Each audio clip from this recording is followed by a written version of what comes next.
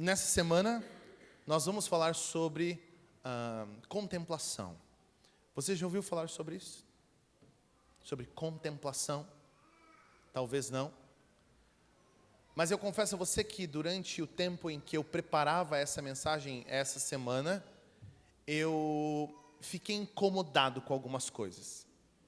Fazia um tempo considerável que eu não me incomodava com uma pregação. Claro que preparar uma pregação é sempre um desafio, sempre o Espírito do Senhor cuida e trabalha o nosso coração por meio de sua palavra, mas a temática de hoje é, sem dúvida, uma temática desafiadora. Basicamente porque ela é completamente ou quase completamente inexistente dentro do nosso meio. E enquanto eu lia sobre esse assunto, pensava, mais eu percebia que talvez essa seja uma disciplina que não faz parte da nossa vida. Nem de longe. Mas nem de longe, meu querido irmão. E na mesma medida, alguma coisa também me incomodava. Que era o fato de que aparentemente, das memórias que eu tinha sobre o tema de contemplação, me parecia que os relatos dentro dessa abordagem, dentro dessa disciplina espiritual, desse hábito espiritual, na minha memória, via de regra, estavam associados a uma tradição que não é a nossa. Via de regra, eu me lembrava de ter ouvido já e visto os irmãos pentecostais, por exemplo, compartilhando episódios parecidos, e eu ficava pensando, será que nós não experimentamos estas coisas? Será que nós temos um buraco dentro da nossa experiência cristã? Como é que essas coisas se ajustam? E enquanto eu fui lendo, eu fui notando que de fato há um problema histórico. Eu não gosto muito de fazer isso, mas hoje é importante que a gente faça algo. Antes de fato de olhar para o texto de Efésios, capítulo 3, como nós lemos aqui, nós observaremos algumas coisas, alguns aspectos históricos, e a gente vai entender o cerne do problema. Se na semana passada falamos sobre meditar na Escritura, que é tecnicamente uma coisa em que nós presbiterianos deveríamos ser bons, não é mesmo?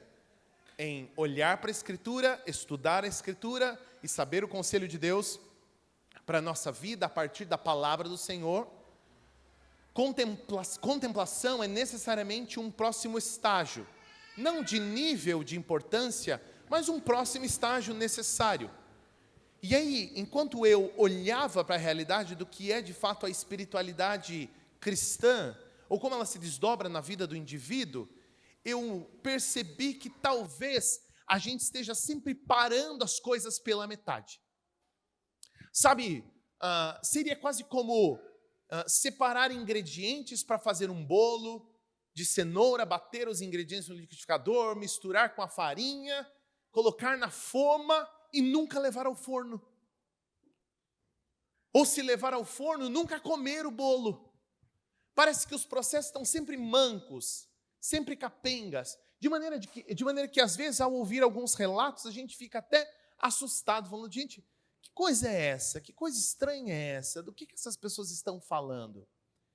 Portanto, meu querido irmão, hoje eu gostaria que a gente falasse sobre um hábito de espiritualidade cristã que envolve um deleite, envolve um prazer, uma experimentação sem igual e sem comparação do caráter da pessoa de Cristo, da palavra de Deus por meio da pessoa de Cristo, desdobrado de várias formas, de forma que, se nós não alcançamos esse lugar que imediatamente é o próximo estágio depois de uma meditação bíblica, ou na verdade seria uma meditação bíblica feita da maneira correta, nós estamos perdendo boa parte da experiência cristã.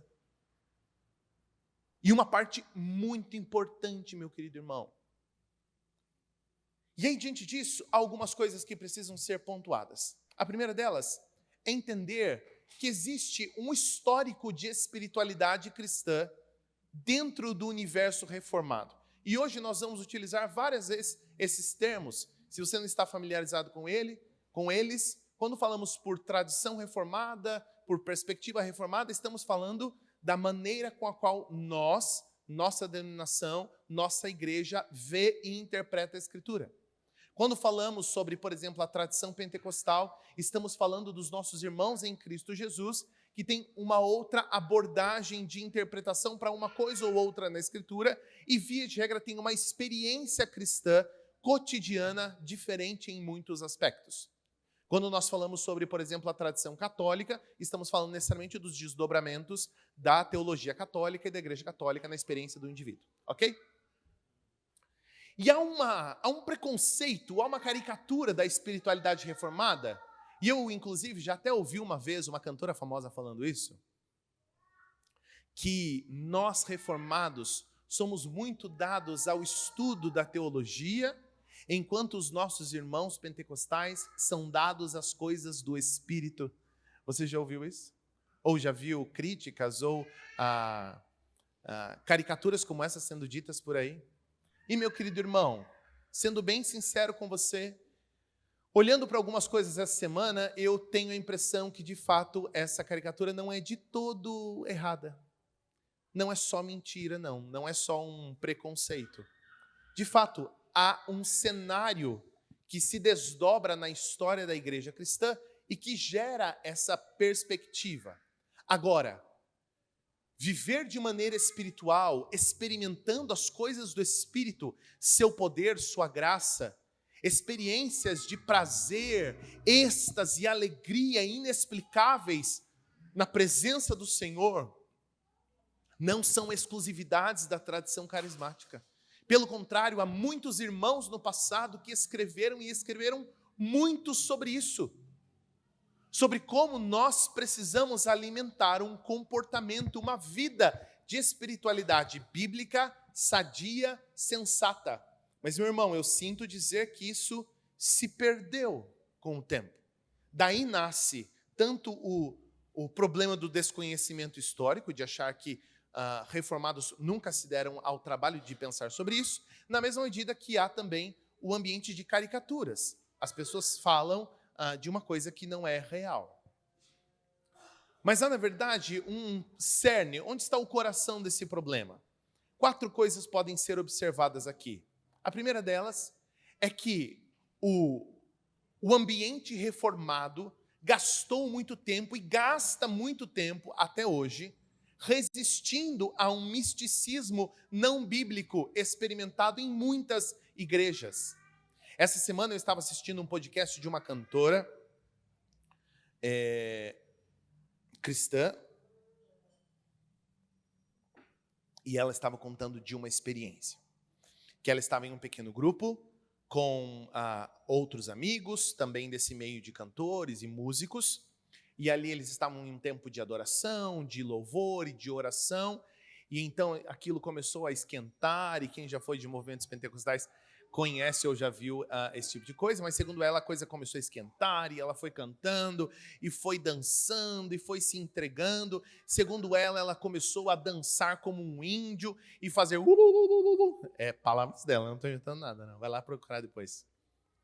Uma irmã famosa aí por andar que nem leão. E aí ela começou a agir que nem um índio, e ficou nessa dança, e cantando um transe, uma coisa muito louca, e blá, blá, blá, blá, blá.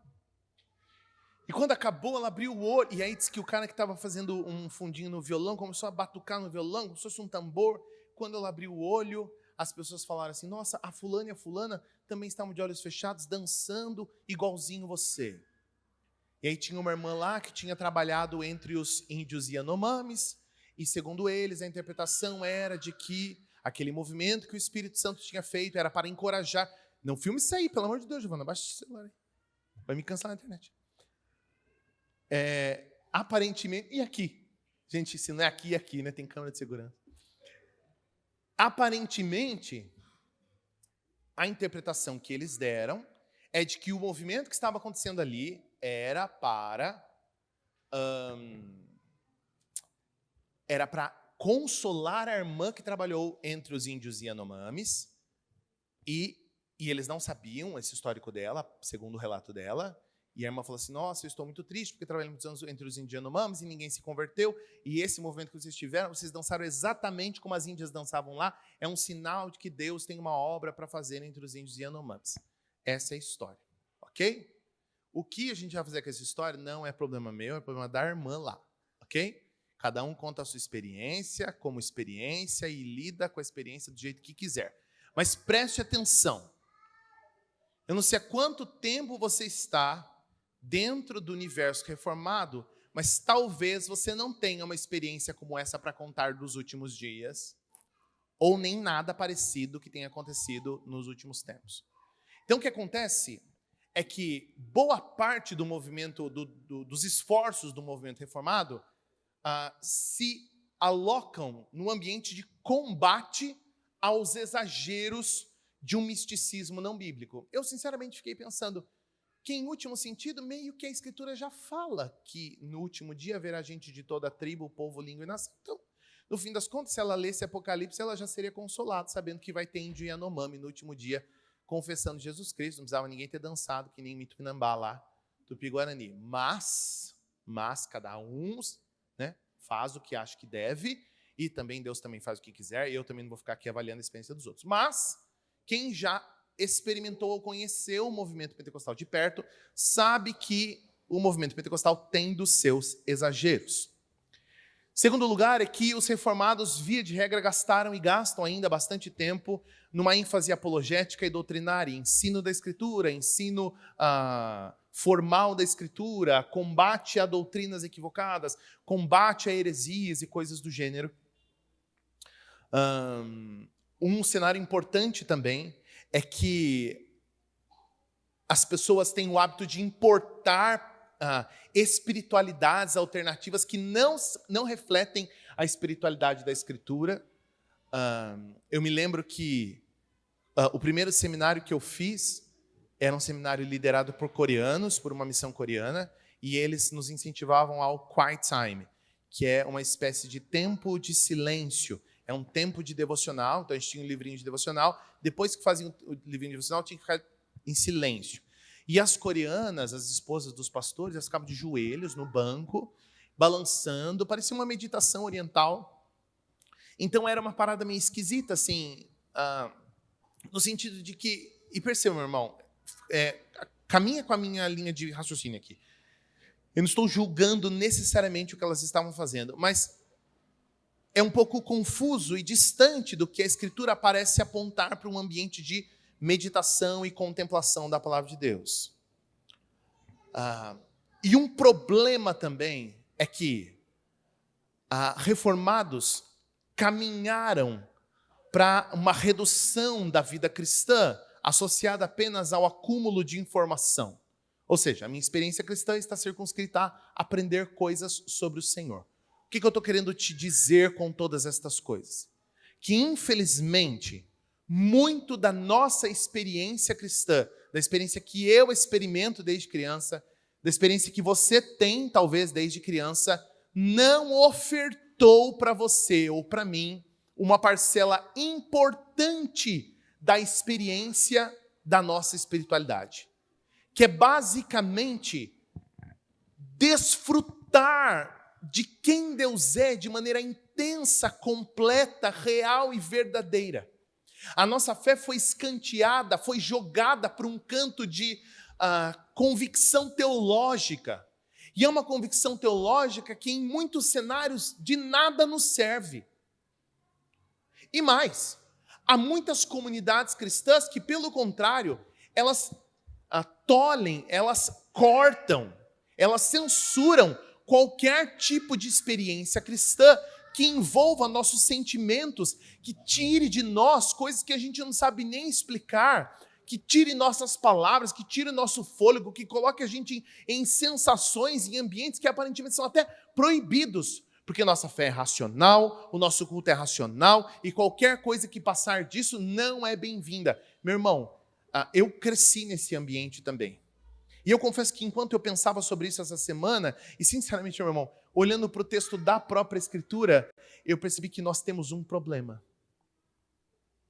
Nós temos um problema. Você quer um exemplo de como nós temos um problema, meu irmão?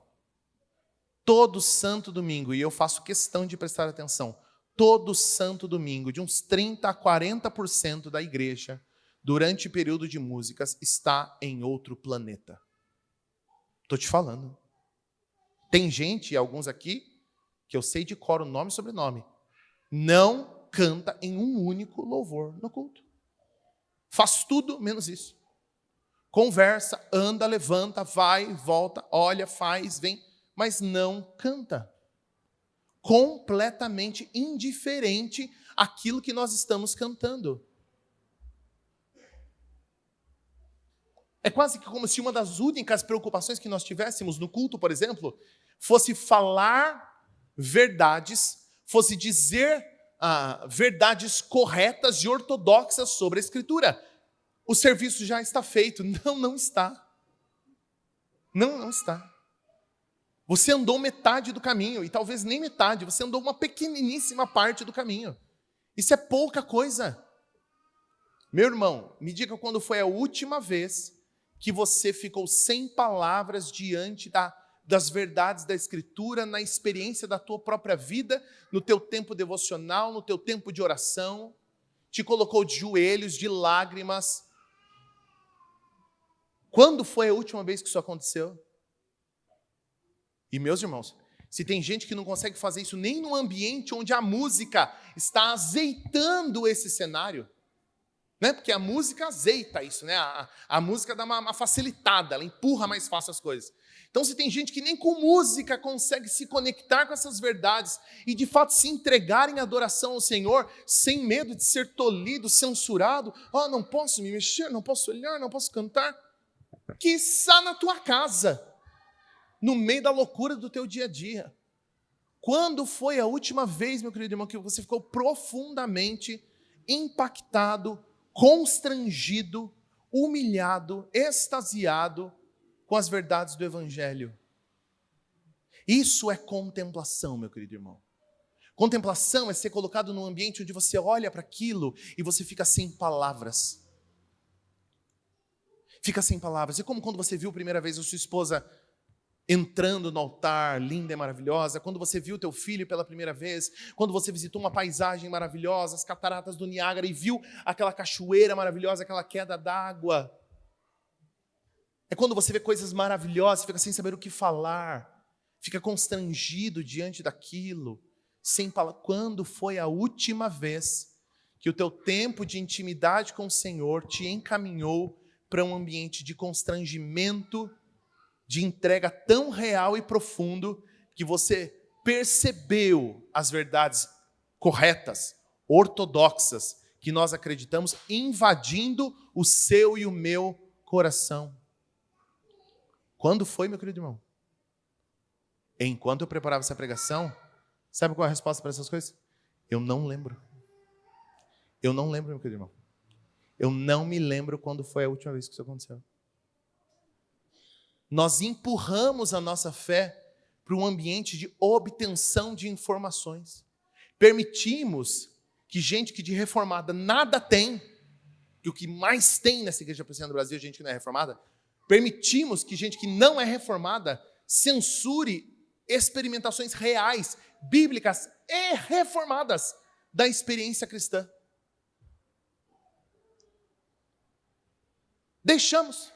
Permitimos, nos deixamos ser tolhidos, mas também não é culpa só dos outros, não. É culpa nossa também. Porque isso não é só uma culpa, não é culpa apenas de um movimento denominacional, e nem é essa necessariamente minha crítica hoje. Porque não estamos aqui no Supremo Concílio da IPB. É uma crítica ao indivíduo. Nós nos tornamos essas pessoas frias, indiferentes, impassivas àquilo que Deus fez e está fazendo. Nos acostumamos. Tanto faz como tanto fez. Não nos dói, não nos apetece, não choramos, não ligamos, não nos interessamos, não nos damos o trabalho. Fomos essas pessoas que nos tornamos. Sabemos. Falamos de cor as verdades da Escritura, reformadas, ortodoxas, verdadeiras. Mas é só, e olhe lá. E olhe lá. Diante disso, meu irmão, diante da noção do tamanho do buraco e do problema, Vamos olhar para o texto. A primeira ideia que eu gostaria de tratar com você é de que existe uma verdade de Deus que brilha dentro do nosso coração quando nós, de fato, devotamos parte da nossa vida para estas coisas. Olha o que diz o texto no versículo 16.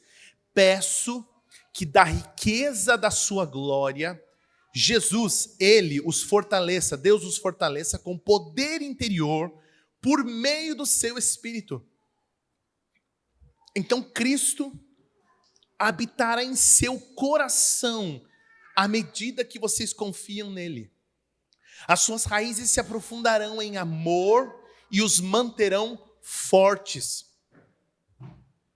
O que o texto está dizendo aqui é que Paulo está convidando os irmãos a experimentar a riqueza da glória e da beleza de Deus, de maneira que o Espírito vai mudar o nosso coração de dentro para fora, habitar em nosso coração à medida que nós confiamos nele. É quase como se Paulo estivesse dizendo, gente, eu não quero apenas que vocês saibam estas coisas, eu quero que vocês permitam que essas coisas irriguem a experiência de vocês, que jogue para fora do coração de vocês, com abundância, com cântico, com alegria, com certeza, com esperança, como ele diz aqui no texto, com amor, com força. O texto diz que quando fazemos isso, nos manteremos fortes, por meio de uma noção de que o Espírito vai transformar o nosso interior. Meu querido irmão, uma coisa é saber do amor de Cristo e dizer, não, eu sei de tudo isso, já ouvi falar destas coisas.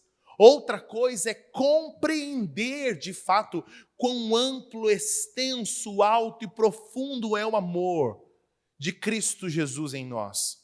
Paulo está nos falando da diferença entre ter algo que é verdade para você como princípio e apoiar-se plenamente dessa verdade, apropriar-se plenamente dessa verdade, usando-a e vivendo-a em seu coração. Paulo está dizendo, gente, tem diferença entre só saber e experimentar estas coisas. São coisas diferentes.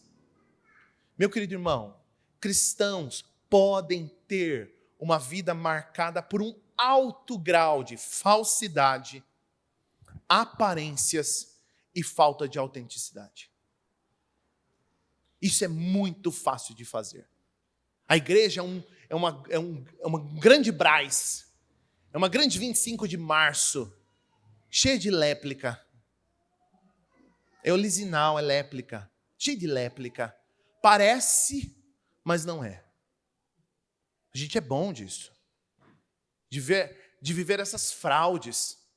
Parecemos muito espirituais, muito realmente cristãos, mas é tudo fachada. É tudo fachada, não é verdade. Não revela o que está de fato dentro do nosso coração. Há um ministro reformado chamado Dwight Moody. Ele foi evangelista em Chicago no século XIX e ele escreveu uma vez o seguinte: um dia, na cidade de Nova York, ó que dia, eu sou incapaz de descrevê-lo. Raras vezes eu me refiro ao que aconteceu naquele dia. Uma experiência quase que sagrada para nomeá-la. Só posso dizer que Deus se revelou a mim e vivi tamanha experiência do seu amor que precisei pedir para Deus deter a sua mão. É quase como se ele dissesse, eu não estava mais aguentando a experimentar a grandeza e a glória de Deus. Não parece uma coisa muito distante da nossa experiência cristã? Nós que vivemos com gotas, migalhas da experiência de quem Deus é. Não é que Moody não fosse cristão e então ele conheceu a Cristo. Não, ele já era um cristão convicto. Mas a questão aqui é que a realidade objetiva de quem ele era em Cristo e a experiência subjetiva interior se encontraram. Aquilo que Moody sabia se encontrou com a realidade. Aquilo que Moody pregava para as pessoas, ele viu com os olhos dele. Ele experimentou. Tim Keller, em seu livro Oração, fala que não experimentar e contemplar as bênçãos obtidas na obra do Pai por meio do Filho é ser rico e viver como pobre. É assim que a gente vive. Somos ricos, conhecemos a Cristo, Cristo nos amou, Cristo nos salvou e vivemos mendigando, vivemos de migalhas. Não nos lembramos da experiência de Cristo no nosso dia a dia. Cristo é um conceito, Cristo é uma doutrina, não é uma pessoa que faz parte da nossa vida. O mesmo autor, Keller, nesse mesmo livro Oração, fala que é como se fosse a experiência das câmeras fotográficas de antigamente, que você tirava uma foto e então o obturador capturava a luz naquele momento e por meio de um processo químico ali dentro do filme que você botava dentro da câmera, você gerava um negativo e depois por meio de outro processo químico você revelava essa foto. Quem é dessa época? Não precisa levantar a mão para revelar a idade. Mas muitas vezes acontecia de você perder esse filme por conta de algum problema, alguma situação, algum erro ali.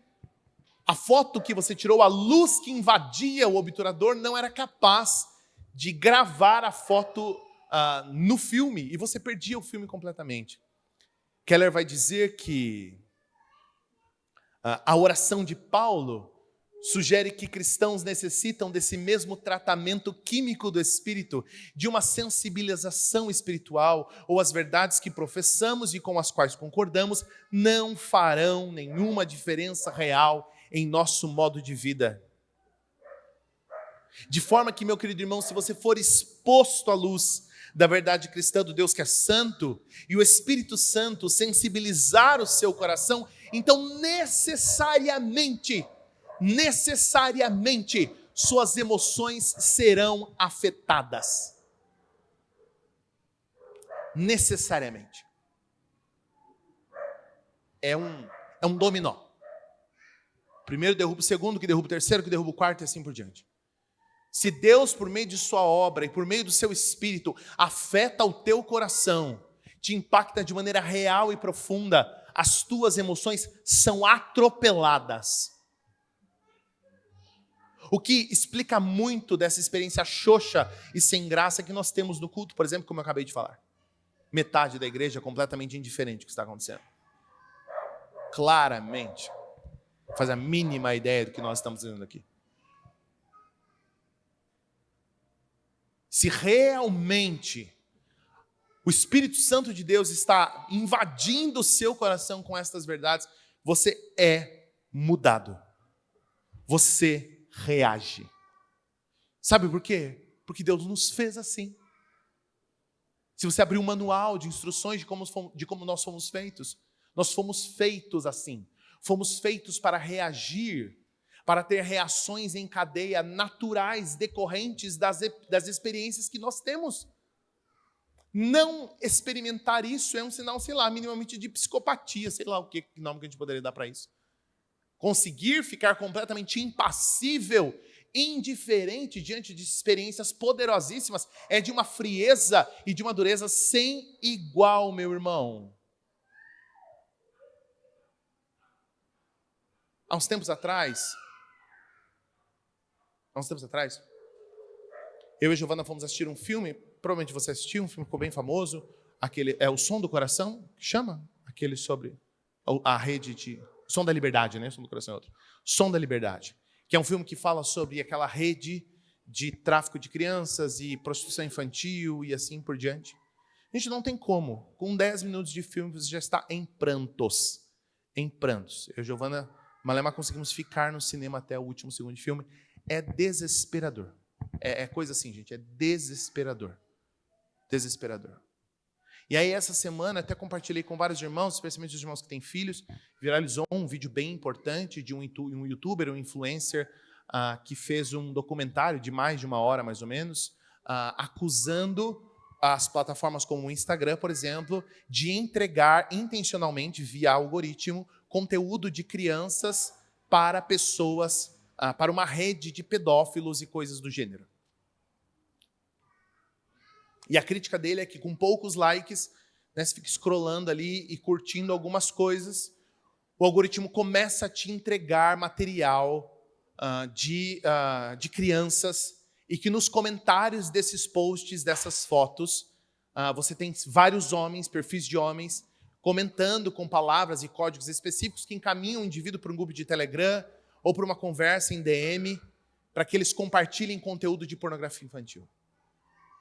Esse é o cenário. Você percebe o tamanho da cauterização e da indiferença, o tamanho do buraco, da podridão e do pecado que o indivíduo tem que estar para conseguir fazer parte desse cenário. Gente, é uma coisa que é difícil até de imaginar.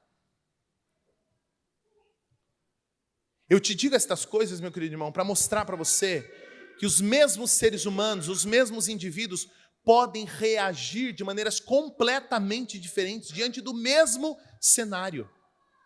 E o que me preocupa a respeito do meu próprio coração, e talvez a respeito do seu próprio coração, meu querido irmão, é que nós estamos em contato diário, ou via de regra frequente, com verdades muito poderosas, muito profundas do Evangelho e da graça de Deus. Isso em nada nos afeta. Nada. Cantamos canções como se a gente estivesse cantando qualquer outra coisa. Ouvimos versículos como se fosse qualquer coisa. Entra por um ouvido, sai pelo outro. Fica por isso. Reduzimos a nossa experiência cristã a uma simples compreensão das informações e uma tomada de decisão. Então o que é que eu tenho que fazer? Calma, meu irmão. Calma. A experiência de poder contemplar a graça de Deus envolve digerir isso. Perceber estas coisas invadindo as profundezas do nosso coração. Mas há uma segunda ideia importante nesse texto. Está atrelada à ideia de compreender o amor. Olha o que diz o versículo de número 18.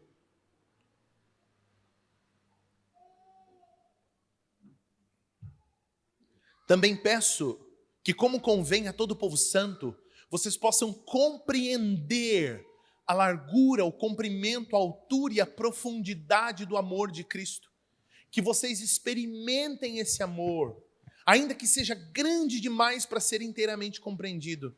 Então vocês serão preenchidos com toda a plenitude de vida e poder que vem de Deus. Essa ideia de poder para compreender significa dominar, capturar, quase como quando você captura um prisioneiro de batalha.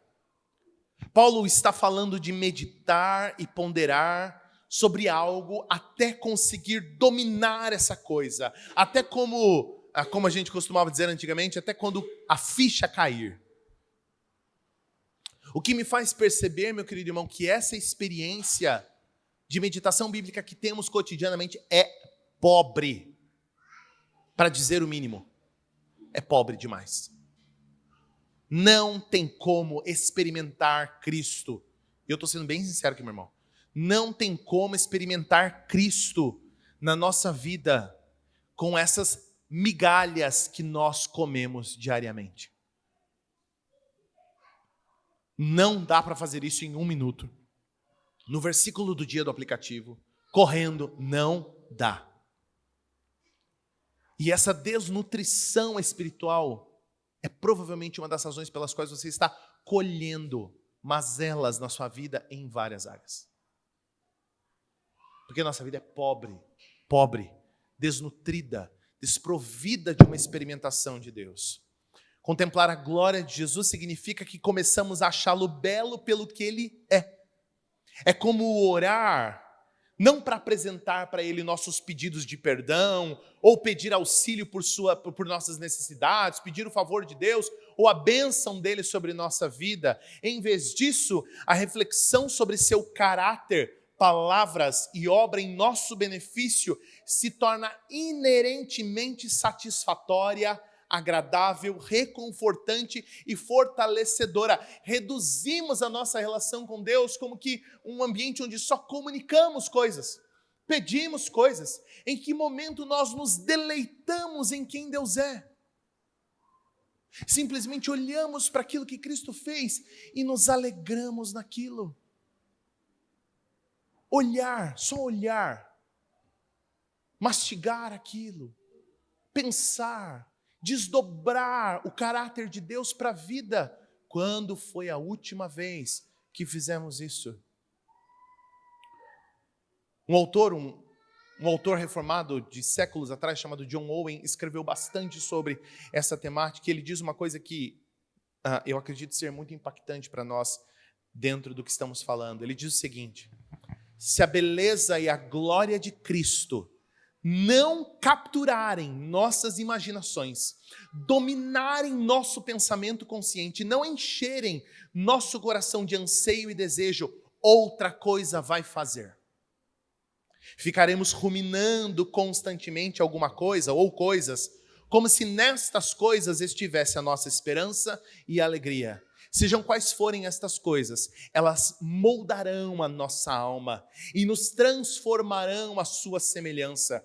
Se não contemplarmos a glória de Deus na face de Cristo, outra coisa governa nossa vida. E então seremos escravos disso. O que ele está dizendo aqui, meu querido irmão, é que se o nosso pensamento diariamente, em vários momentos do dia, não é impactado pela figura de Cristo, de quem Cristo é, outra coisa está fazendo. Nossa mente nunca fica vazia. Nunca fica vazia. Se não estamos pensando em Cristo e nos deleitando nele, estamos pensando em outras coisas e nos deleitando nelas. Estamos matutando como conseguir mais dinheiro, como gastar esse dinheiro, como emagrecer, o que vamos fazer nas nossas férias, como vamos gastar o nosso final de semana, sobre a política. Gastamos o nosso tempo ansiando o nosso coração sobre coisas que não temos domínio, perdemos nosso tempo nos preocupando com idiotices, assistimos uma série, assistimos um filme, jogamos tempo fora, pensamos sobre tudo e sobre todos, menos sobre Cristo. Todas estas coisas são nossos senhores, menos Cristo. Você já viu como pessoas apaixonadas só conseguem pensar na pessoa em que se apaixonaram? Adolescentes sentados nas carteiras da escola, não conseguem nem prestar atenção na aula, só pensando no love, no amor. Só pensa nisso, almoça pensando no amor, deita pensando no amor. Em quem tomou o coração dela de paixão e de amor. Naquilo que pensamos todo o tempo. Estas coisas são nossos senhores. E mais, ele diz que se quisermos ficar livres de sermos conduzidos pelo medo, ambição, cobiça, luxúria, vícios e pelo vazio interior, devemos aprender a meditar e contemplar Cristo até que a sua glória irrompa a nossa alma. Profundamente. Ele ensina que deleitar-se em Jesus Cristo regularmente e as experiências de doçura e amor são as únicas maneiras de evitar ser dominado no sentido prático por deuses falsos, paixões e impulsos que escravizam. Sabe por quê, meu amor? Sabe por quê, meus irmãos? Porque o amor do nosso coração vai arrastar as nossas ações para Ele. Somos fruto do nosso amor. Somos fruto dos nossos amores. Aquilo que amamos vai determinar nossas ações. Portanto, se não amamos a Cristo, seremos arrastados por nossos amores a esses altares de escravidão.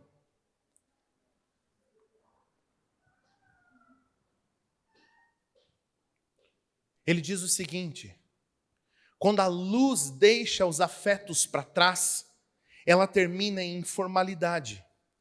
Mas quando os afetos ultrapassam a luz, eles afundam num lamaçal de superstição, adorando imagens, figuras ou coisa parecida. O que ele está dizendo aqui é que uma coisa está amarrada à outra. Eu não estou dizendo a você, meu querido irmão, que você volte na semana que vem e me diga assim: Lucas, essa semana, na quarta-feira, pus um louvor, comecei a cantar na minha cozinha, e quando eu estava rodando, eu não sabia mais onde estava, e fui levado ao quinto céu, e uma coisa muito louca, quando eu vi, me joguei no chão, e a pia caiu em cima de mim, e os anjos desceram e me levantaram, e eu não sabia o que estava acontecendo, eu dei um mortal para trás, e eu espaquei, e quando eu vi, eu estava fazendo som de borboleta, e eu pulei da escada. Lucas, eu não sei, uma experiência espiritual profunda. Não, meu irmão, não me vem falar que fez que estava numa experiência espiritual. Vem com esse papo assim de não, que não cola. Tá bom? Quero só ter aberto o Apocalipse e lido para a irmã lá. Não precisava ter feito, não precisava não. Quando essa luz nos invade sem referencial que nos norteia, a gente vai para esses lugares sem limites, de superstição, de uma espiritualidade sem sentido, sem nexo. Mas, meu irmão, temo que esse não seja o nosso mal. Não é essa a nossa doença. A nossa doença é que a luz dificilmente acessa os nossos afetos. Então, vivemos uma experiência cristã por anos a fio, completamente seca, fria e indiferente. Estamos cantando das verdades da obra de Cristo e você está indiferente, como se estivesse ouvindo uma receita de bolo, sacudindo criança para lá e para cá, mexendo no celular, olhando para o teto, pensando que hora que a gente vai tomar café, o que eu vou jantar hoje depois do culto. E nós aqui falando da obra graciosa de Cristo que nos tirou do lamaçal do pecado e nos transportou das trevas para a luz. E a gente, em outro lugar. Essa é a nossa doença. E, meu irmão, não se confunda. Você não vai ser tomado por uma energia muito louca. Não é pré-treino, não, isso aqui. Não é êxtase, isso aqui é culto racional. Então, é uma soma das suas intenções racionais a partir daquilo que a Escritura diz, com um movimento seu, colocando os teus afetos debaixo da obra que o Espírito está realizando no meio do seu coração. Mas não tem como, irmão. Se nós não gastamos tempo com isso, isso nunca vai acontecer. Se a solidez doutrinária não for acompanhada pela experiência do coração, acabará levando ao cristianismo nominal. Ou seja, só de nome e, por fim, a descrença. Há duas maneiras, meu irmão, de você saber que o mel é doce. Uma delas é alguém dizer para você que o mel é doce. Se alguém disser para você que o mel é doce, jurar de pé junto. Não estou te falando, Giovana, o mel é doce, acredita em mim. Você saberá que mel é doce. Você pode ver um anúncio falando mel de não sei de onde, o mel mais doce da região. Você vai dizer, sim, esse é o mel mais doce da região. Mas você só vai saber que o mel é doce mesmo quando o mel toca a sua língua. Essa é a fé que nós professamos, meu querido irmão. Eu não quero que nossa igreja seja uma igreja conhecida por apenas saber verdades ortodoxas e corretas sobre a Escritura. Eu quero que eu e você, meu querido irmão, nós tenhamos experiências reais de experimentação da graça de Cristo, que não fica circunscrita apenas à esfera da convicção teológica, mas é a convicção teológica de joelhos ao lado dos nossos afetos também ajoelhados diante da pessoa de Cristo, sendo completamente transformados por isso. 4 observações curtas para você levar para a sua vida. Primeira delas, meu irmão, nós somos contemplativos, mas bíblicos. Nós não estamos replicando aqui os padrões monásticos, católicos ou carismáticos de experimentação, de contemplação. Eu me lembro que eu tive uma namorada, durou bem pouco o namoro, talvez tenha sido por conta desse episódio. Ela chegou uma vez e falou assim para mim, o Espírito Santo já te empurrou? Eu falei assim, olha, com todo respeito, não. Eu já. E eu fiquei realmente pensando. O Espírito Santo falou assim, Eu falei assim, mas assim, isso só vem depois de muitas horas de oração. Depois de muitas horas de oração, o Espírito te empurra. Eu falei assim, olha, com todo respeito, longe de mim ser uma pessoa que não gosta de empurrar ninguém. Mas eu fico com alguma dificuldade de ver na Escritura o Espírito derrubando as pessoas, empurrando as pessoas gratuitamente, aleatoriamente, sem um propósito claro. Sinceramente, não consigo ver isso. Nós não estamos aqui defendendo, meu irmão, que você vai ficar olhando para Cristo, esvaziando a sua mente, deixando que qualquer coisa preencha o seu coração. Não. Nós contemplamos aquilo que sabemos.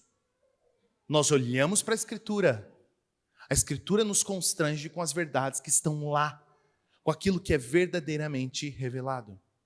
Nós somos espirituais, mas cristocêntricos. A experiência do Espírito Santo é legítima, meu irmão. Ela não está reservada apenas a algumas denominações e tradições. Nós cremos em experiências profundas com o Espírito Santo de Deus, mas o Espírito Santo de Deus foi chamado para apontar para o Filho. Há teólogos até que falam que o Espírito é a pessoa da Trindade tímida, porque ela aponta para o Filho.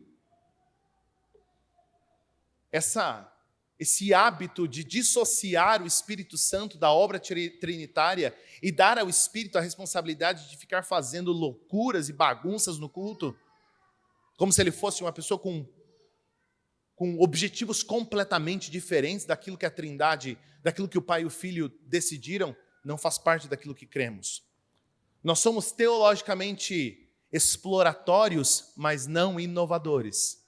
Sim, meu querido irmão. O Evangelho é profundo, ele pode ser explorado, desdobrado na vida, mas não reinventado. Porque ficamos orando horas a fio e o Espírito nos deu uma unção de riso. Desculpa, Flor. Não, para.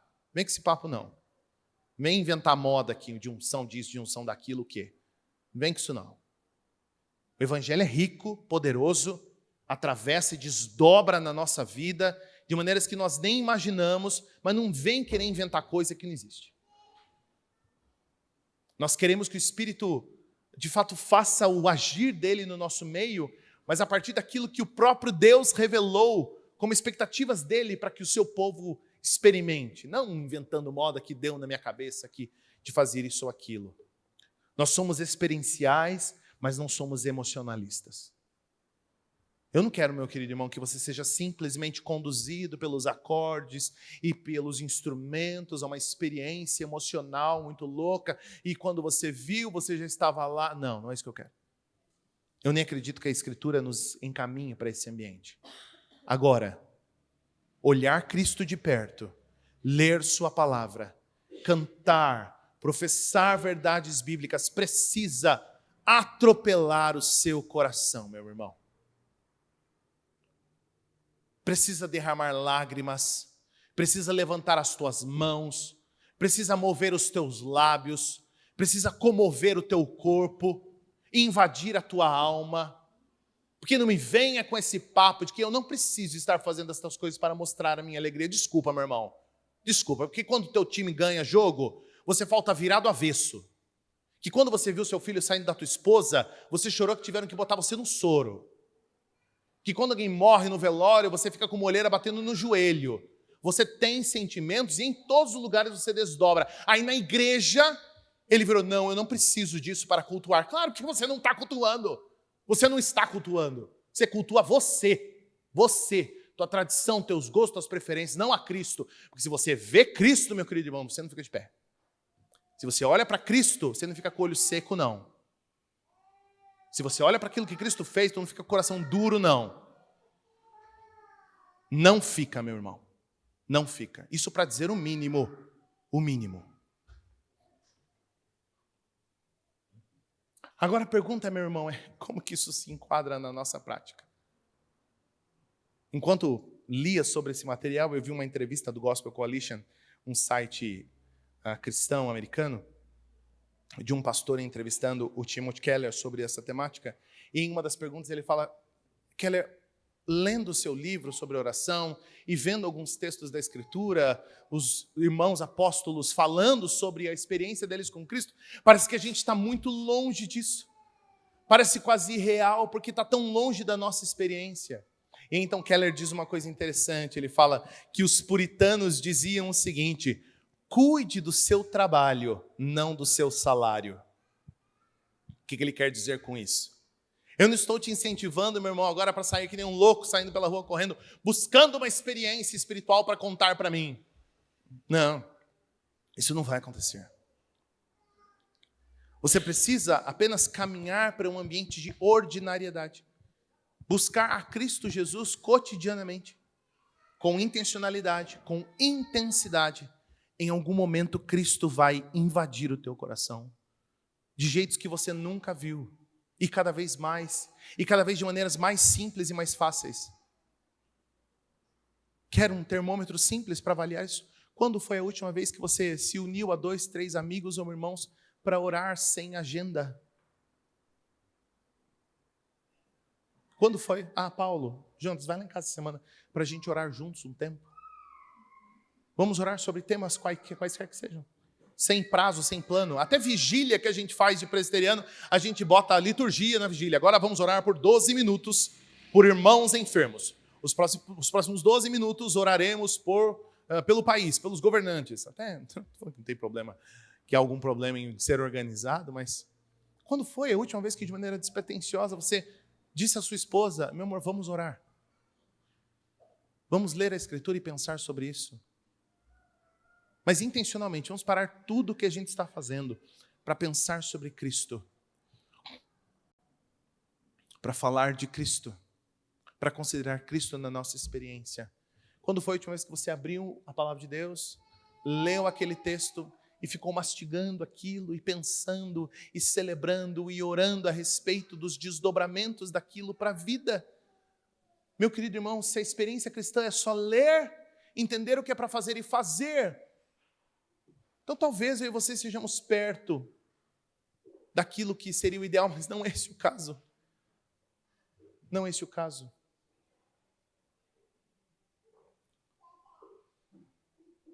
Uma conduta prática para você é essa, meu querido irmão. Coloque dentro da tua vida ordinária tempos intencionais de contemplação da beleza de Cristo. Quando foi a última vez que tu botou uma música cristã para cantar junto? Não enquanto você lava a louça, não enquanto você está indo viajar de carro. Colocou efetivamente uma música, se colocou de joelhos no teu quarto e cantou essa canção e adorou o Senhor na tua casa. Quando foi a última vez que você fez isso? São nesses episódios ordinários que o Senhor vai nos invadindo. A história conta que a esposa do reformador, do puritano Jonathan Edwards, muito famoso por também falar de uma espiritualidade bíblica intensa, a história conta que a esposa dele era muito amarga, muito reclamona, e que um dia ela teve uma experiência com Cristo tão profunda de experimentação de quem Cristo é, e ela mudou completamente. Talvez seja isso que você precisa, meu querido irmão, para derrotar, para consumir, para queimar de vez as tuas ansiedades, teus medos, tuas preocupações, teus vícios. Derreta estas coisas diante do Senhor em oração, em intencionalidade, em tempo de canção, de leitura da palavra. E eu queria orar com você, meu querido irmão. Separei uma oração aqui para ler sobre isso. Feche seus olhos.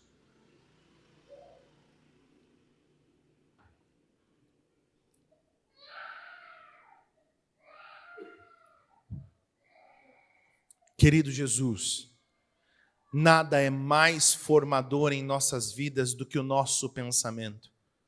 Não apenas a lembrança de dados, mas a contemplação meditativa. Nossas emoções e escolhas estão todas conectadas àquilo que consideramos verdadeiro, bom e belo. Por isso, Senhor Jesus, antes que as distrações do dia, as mentiras do diabo e do mundo, ou os ídolos do nosso coração, reclamem para si o nosso pensar, fixamos o nosso olhar em Ti, Senhor. Pois nada e ninguém é mais excelente e digno de louvor do que Tu, Jesus. Como nosso perfeito Salvador, que a Tua misericórdia e graça humilhem e alegrem o nosso coração hoje. Como nosso noivo que vem, que a Tua paixão e amor por nós nos levem a clamar com segurança e assombro: eu pertenço ao meu amado e o desejo dele é por mim. Nenhum amor ou relacionamento pode se igualar ou substituir a Ti, Jesus. como nosso Rei incomparável, que o teu reinado presente e a plenitude do teu reino aprofundem a nossa paz e alimentem a nossa esperança. Jesus, sabota os nossos medos e acalma as nossas ansiedades. Como nosso grande sumo sacerdote, liberta-nos para virmos com ousadia, sem vergonha e frequentemente ao teu trono da graça. Jamais te chocaremos com nossa quebrantabilidade ou te decepcionaremos com a nossa fraqueza, Jesus. Sê a realidade mais inevitável, poderosa e que mais alegra o nosso coração. Assim nós oramos em Cristo Jesus. Amém.